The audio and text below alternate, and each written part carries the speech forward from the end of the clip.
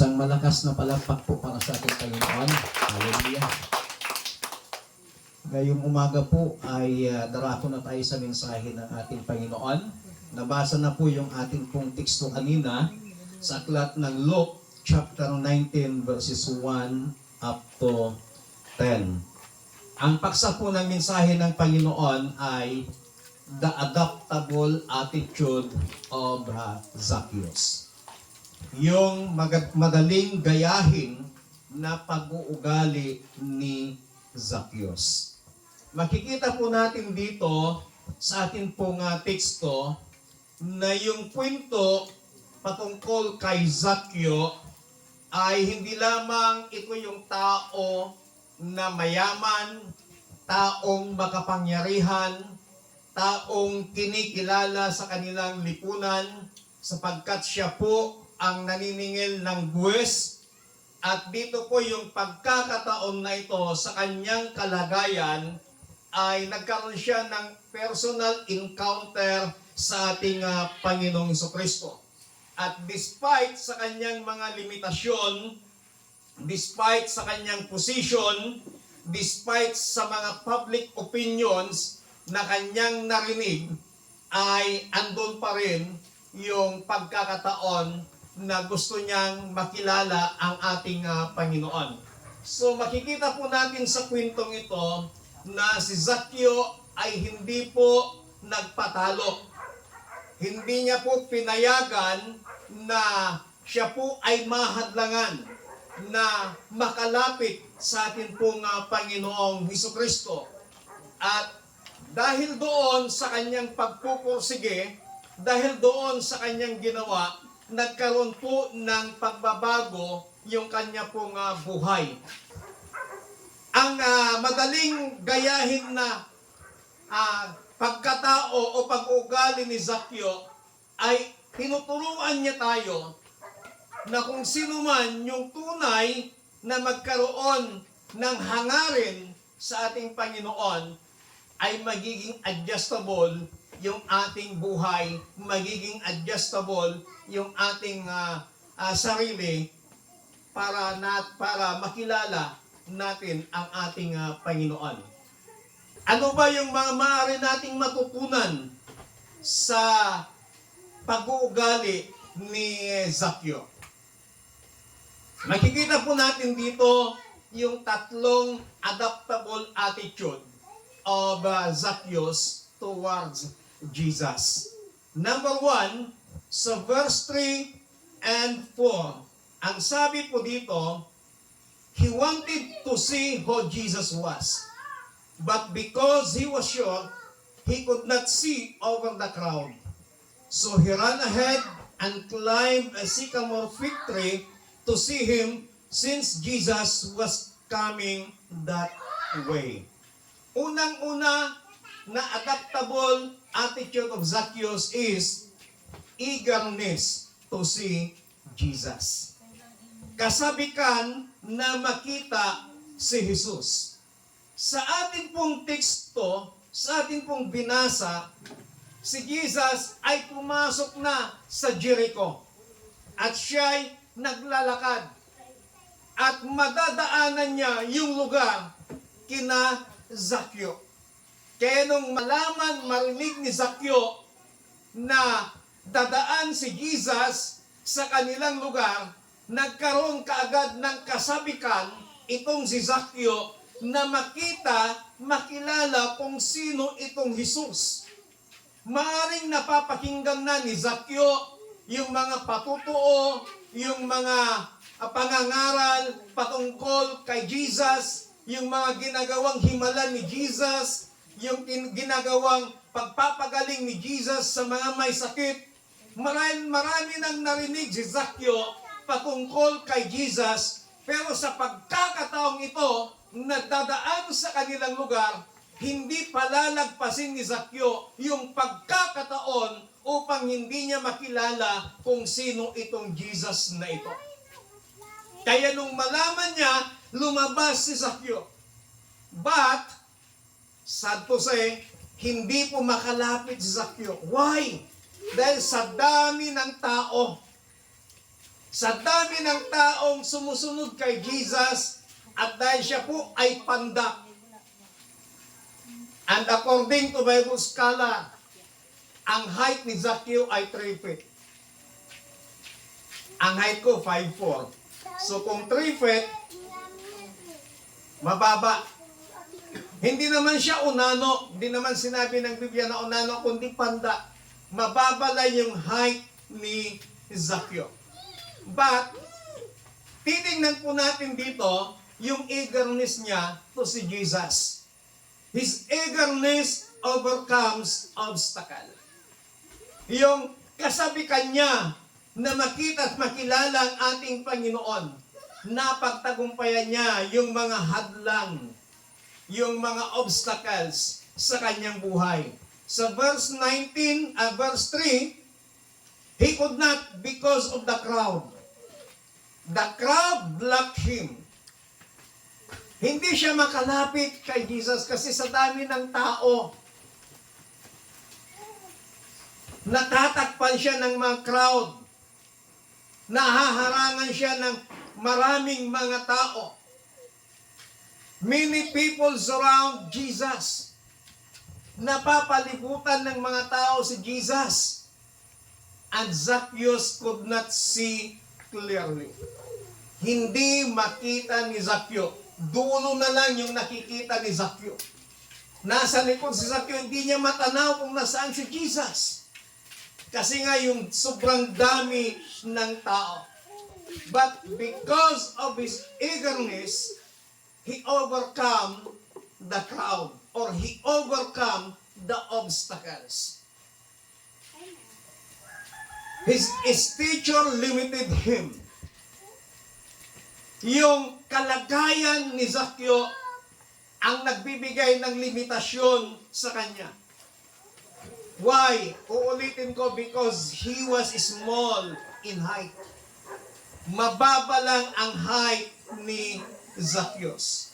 But makikita po natin dito that kahit na gaano kayaman, kahit gaano kapopular si Zacchaeus, kahit gaano yung position niya sa gobyerno, kahit gaano siya kabisi sa kanyang ginagawang paniningil ng buwes, kahit ano pa man yung kanyang sitwasyon, nagkaroon ng kasabikan sa kanyang puso, nagkaroon ng kasabikan sa kanyang isipan na makilala, makita itong si Jesus. At yung puso niya na nagkaroon ng kasabikan, hindi niya hinayaan na siya'y mahadlangan. Hindi niya hinayaan na siya'y mapigilan na makita at makilala ang ating Panginoong Jesucristo. And because doon sa kanyang kasabikan na makilala at makita ang ating Panginoong Hesus, ipinagpatuloy niya yon. He humbled himself and pursue Christ despite of public opinion. Hindi na iniisip ni Zacchaeus kung anong sasabihin ng mga taong nakakakilala sa kanya. Kung anong sasabihin ng mga publiko sa kanya na makita nila na andun si Zacchaeus na nakikipagsiksikan sa napakaraming tao, yung napakayamang tao, yung kinikilalang tao, na dati kapag numarating si Zacchaeus, hinahawi yung daan, VIP ang treatment ng mga tao si Zacchaeus. Ngayon makikita nila na si Zacchaeus andon nakikipagsiksikan sa maraming tao. Why? Dahil yung kasabikan niya na makita, yung kasabikan niya na makilala kung sino itong Jesus na naririnig niya. Sa buhay po natin, mga kapatid, kapag magkaroon lamang tayo ng kasabikan, na makita, kasabikan, na maranasan yung presensya ng ating Panginoon, kasabikan na makilala ng gusto ang ating Panginoong Hesus. Yung kasabikan na yon sa ating mga puso, yung kasabikan na yon sa ating isipan, huwag nating hayaan na ito'y hadlangan, na ito'y pigilan ng mga obstacles sa ating mga buhay, yung mga business natin. Bigyan po natin ng panahon, bigyan po natin ng oras, bigyan po natin ng pagkakataon ang ating Panginoong Kristo katulad ng ginawa ni Zaccheo. Si Zaccheo ay isang taong katulad din po natin. Meron din pong pangangailangan si Zaccheo. Pero despite sa kanyang business, despite sa kanyang pagiging busy sa paniningil ng buwis, despite sa kanyang kayamanan, despite sa kanyang kapangyarihan sa kanilang lugar, hindi yun naging hadlang sa kanya para hindi niya makilala at makita itong Panginoong Hesus na to na naririnig niya. Nagkaroon siya ng kasabitan na makita ang ating Panginoon. So nawa po sa atin po mga kapatid, magkaroon din tayo ng kasabikan na makita, makilala at makasama kung sino itong Panginoong Hesus na naririnig po natin na ating tagapagligtas. Kasabikan na makasama ang Diyos na nagligtas po sa atin. Palakpakan po natin ang Panginoon. Tingnan po natin yung ginawa ni Zaccheo, hindi siya makalapit kay Jesus. Hindi niya makita ng malinaw si Jesus dahil sa kamal ng tao. Tiningnan ngayon ni Zaccheo kung saan ang way na papunta si Jesus. Nung makita niyang papunta sa bandang kanan, ang ginawa ni Zaccheo, nag-iba siya ng ruta. Nauna na siya doon. At nung makita niya na may isang punong kahoy ng sikamuro doon, at alam niyang dadaan doon si Jesus, ang ginawa ni Zaccheo, umakyat siya sa puno. Umakyat sa puno. At ang sinasabi ng Biblia, ang sycamore tree, ito po ay matinik na puno. Tingnan po natin na yung napakayamang tao, yung kinikilalang tao, yung respetadong tao, yung makapangyarihang tao sa kanilang lugar, andun ngayon umaakyat sa punong matinik. Ang ibig pong sabihin, dito po nakuha yung kasabihang, pag gusto, may paraan, pag ayaw, maraming dahilan. Dahil yung gustong-gusto ni Zaccheo na makita at makilala itong si Jesus, gumawa siya ng paraan para makilala niya ito. At pangalawa na makikita po natin na attitude ni Zaccheo, immediate obedience. Nakaakyat na si Zaccheo sa sycamore tree. Habang naglalakad si Jesus, sinusundan ng maraming tao. Nung matapat si Jesus doon sa puno ng sycamore tree, tumigil ng paglalakad si Jesus. At tumingala si Jesus sa puno. Nakita niya andon si Zaccheo. Ang sabi ni Jesus, Zaccheo, bumaba ka dahil kailangan kong tumuloy ngayon sa iyong bahay. Anong ginawa ni Zaccheo? Daglian siyang sumunod. Hindi niya sinabi, Panginoon, kakaakyat ko lang. Ang hirap ko mamakyat dito tapos pababain mo ako. Hindi sinabi ni Zaccheo na, Panginoon, wag muna ngayon. Hindi malinis yung bahay namin. Hindi sinabi ni Zaccheo na, Panginoon, sa susunod na araw na lang, wala akong may pamerienda sa'yo. Panginoon, sa susunod na buwan na lang, busy pa ako dito. Pero ang sinabi ng Biblia, agad na bumaba si Zaccheo mula sa puno ng sycamore tree at masaya niyang tinanggap ang ating Panginoong Jesucristo. Anong makikita po natin dito? Immediate obedience responds without delay. Yung may dagliang pagsunod,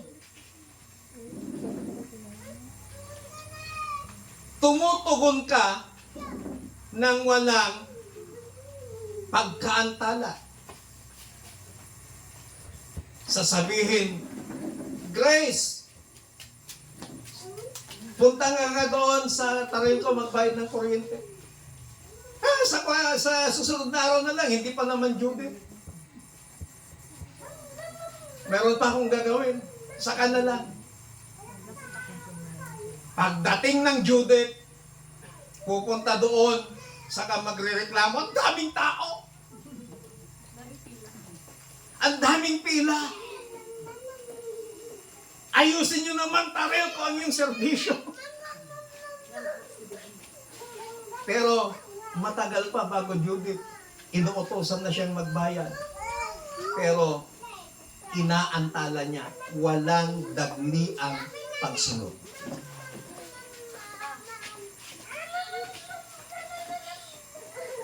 Sasabihin, Gian, maghugas ka na ng mga pinagkainan. Damdama, at dapat aramida. Intunukan, ay damdama na, nadagdagan tumanan. Dumami na yung hugasin, saka magre-reklamo.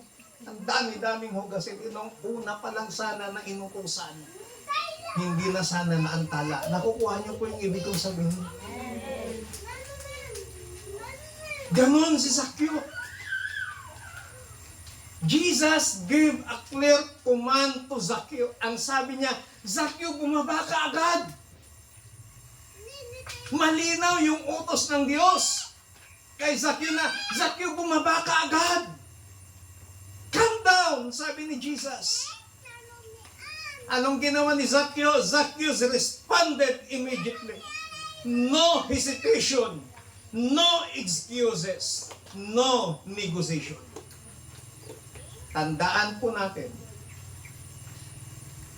obedience ay napakahalaga sa harapan ng Panginoon. Delayed obedience is still disobedience. Kaya yung mga manyana habit po natin yan, tanggalin po natin. Agad-agad na nating gagawin. Kaya pag may pinapagawa sa atin ng Panginoon, huwag na tayong mag-excuse. Huwag na tayong mangamba, mag-alala. Panginoon, what if?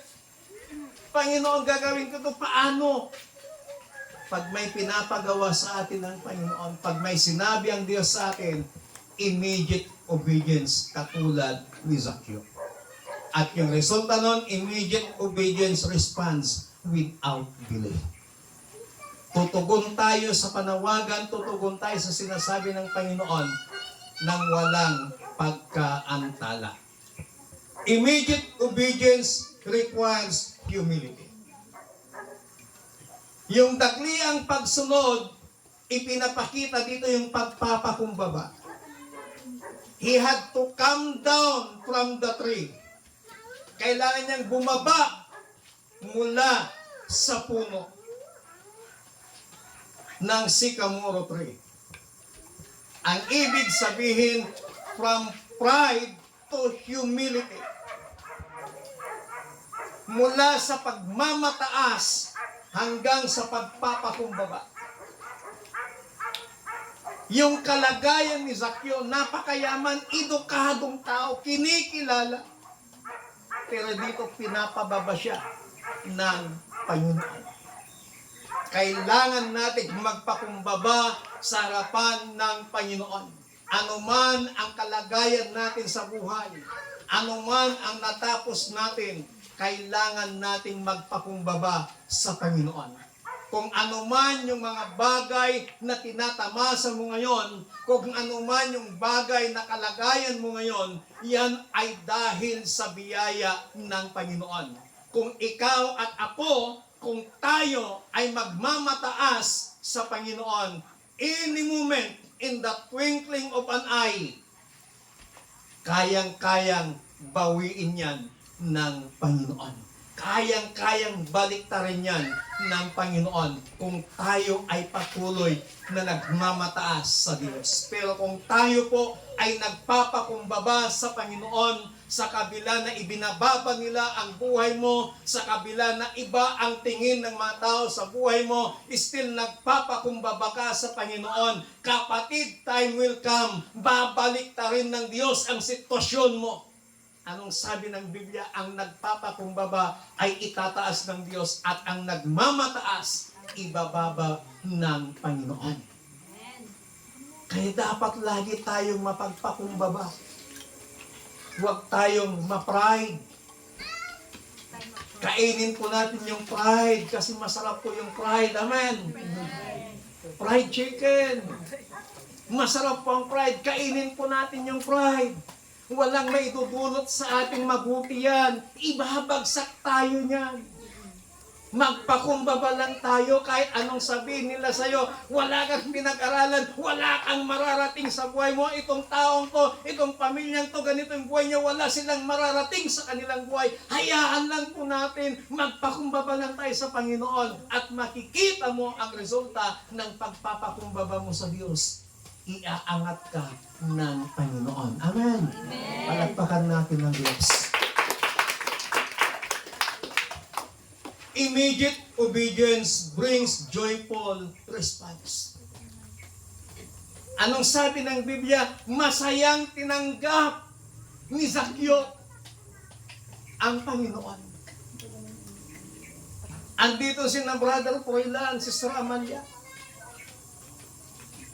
Ang sabi ko sa kanila, huwag na kayong maghanda ng merienda kapag pumupunta kami ng Tuesday doon. Huwag na kayong mag-alala. Ang sabi ni Brad Froilan, Pastor, pag may biyaya, pag salu-saluhan natin, pinagmamasdan ko, inoobserbahan ko, masaya silang nagpapamerienda sa mga kasama kong pumupunta doon. Hindi sila nakasimangot. Amen. Kasi pag nakasimangot sila, hindi ko kakainin yun. Ibig sabihin, masama yung loob nila. Pero pag masaya ka, alam mo po, kahit simple lang yung ulam na ihain ng isang tao sa isang handaan, pag masaya yung naghain, yung nagluto, sobrang sarap po yun. Pero kahit gaano kasarap, medyo nang isa ka na, mangkayon, purong bulta, napay ganang ngamangan. Mawawalan ka po ng gana. Ibig sabihin, hindi siya masaya. Pero si Zaccheo, masaya niyang tinanggap si Jesus. He gladly received Christ, ang sabi. Nagkaroon ng kagalakan. At dahil doon nakita ng mga tao, ay, di pala gayang panahon dagat at dadagiting marites. Sa panahon pa lang pa ni Jesus na may mga marites na, nakita ng mga tao, sabi nila, bubulong-bulungan sila. Hala, si Jesus tumutuloy sa bahay ng makasalanan. Hala, si Jesus tumutuloy sa bahay ni Zaccheo.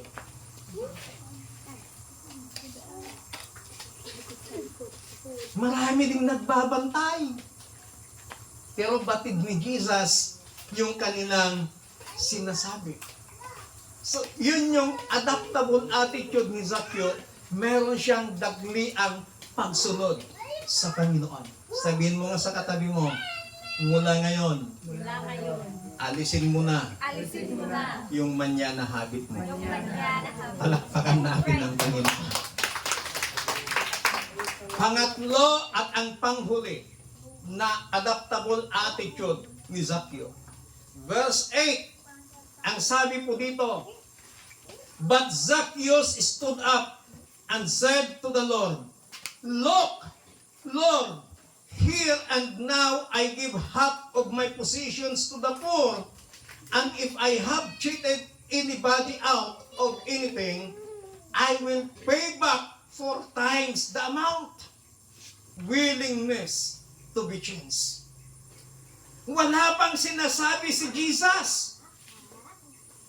Nung tumuloy na si Jesus sa bahay ni Zaccheo, masayang tinanggap ni Zaccheo si Jesus. Hindi pa nagsasalita si Jesus, wala pa siyang sinasabi nung andun na siya sa loob ng bahay ni Zaccheo. Pero si Zaccheo, agad na nagsalita, ang sabi niya, Panginoon, tingnan mo. Lahat ng aking, kung mayroon man akong dinaya, lahat ng aking dinaya, sabi niya, ibabalik ko ng ikaapat na bisis. So doon pa lamang nagkaroon na ng pagnanais or willingness na mabago ang buhay ni Zaccheo. Biruin mo kung dinaya kanya ng 1,000, ibabalik niya 4 times. Ibig sabihin ng ibabalik ni Zaccheo sa iyo 5,000.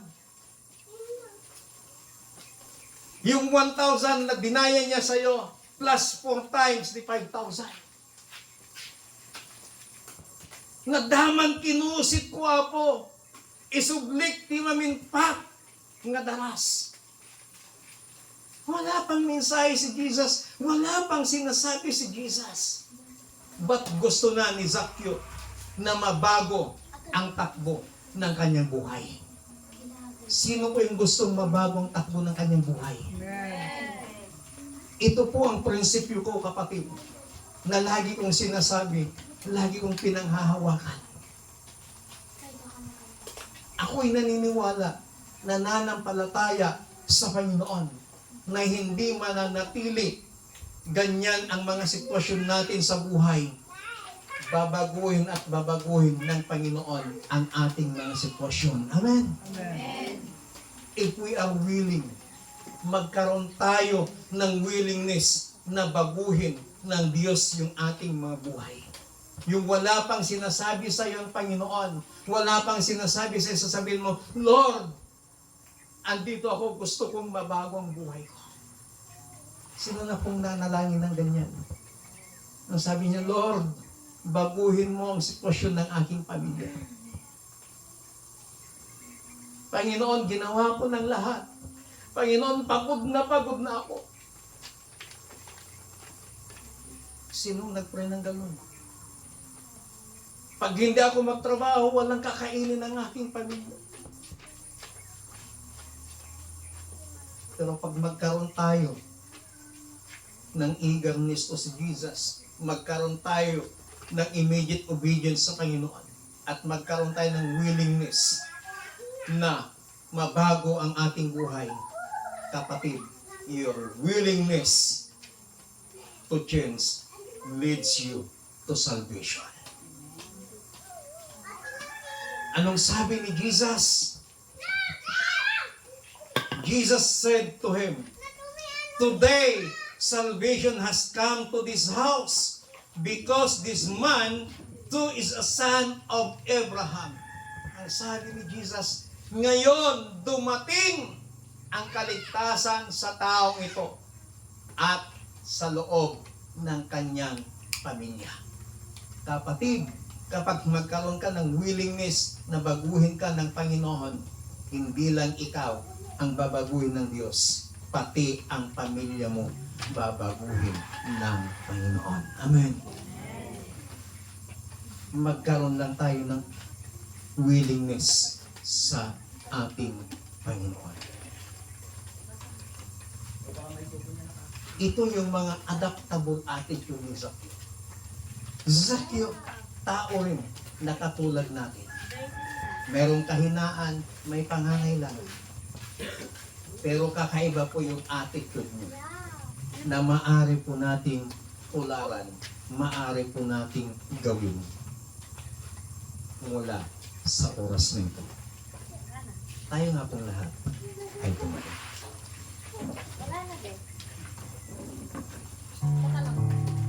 Gawin nga po natin walang hanggan.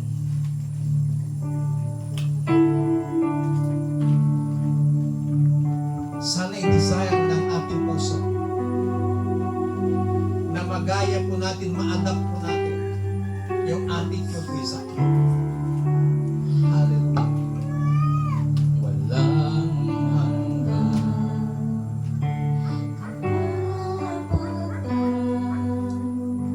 Sa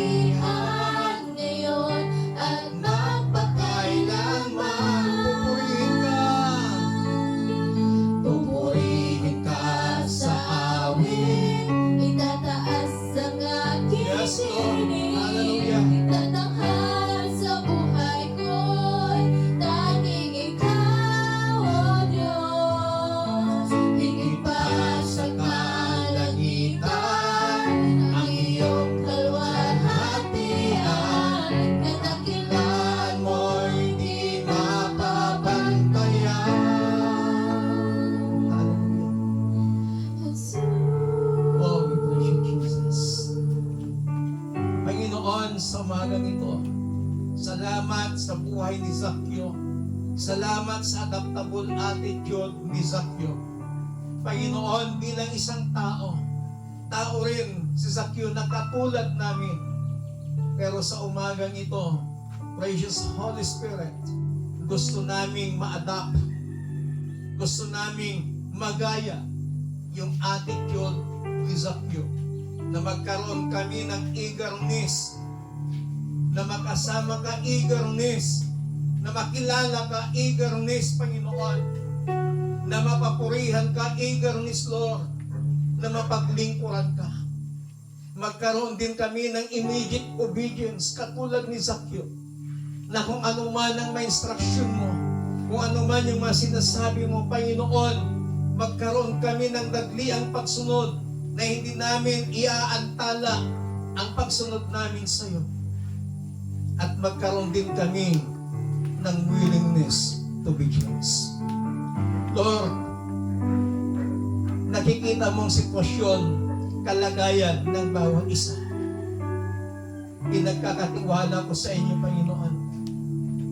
Alam ko, hindi mananatili ang ganitong kalagayan, ganitong sitwasyon ng buhay ng bawat isa. Ito'y babaguhin mo, Panginoon, para sa iyong kapurihan. Ano mang sitwasyon ng pinagdadaanan ng iyong mga anak, sila man ay hirap, nagkakaroon ng crisis sa mga financial, sa mga material na bagay, sa mga spiritual na kalagayan, Lord, we believe that balang araw, someday, O God, sila po ay magiging sagana sa lahat ng bagay. Magiging sagana sa financial, sapat ang kanilang pangangailangan, Panginoon, sapat ang iyong biyaya, sapat ang iyong provision na ipaparanas sa bawat isa, Panginoon. Salamat po, Diyos, sa inyo po na hindi pinagkakatiwalang lahat. We believe in you. We trust in your word. We trust in your promises, O God, that you will change our situation, that you will change our lives. And because of that, it will impact into our families. Salamat, Panginoon, sa pagbabago na gagawin mo sa aming mabuhay, sa aming mga pamilya.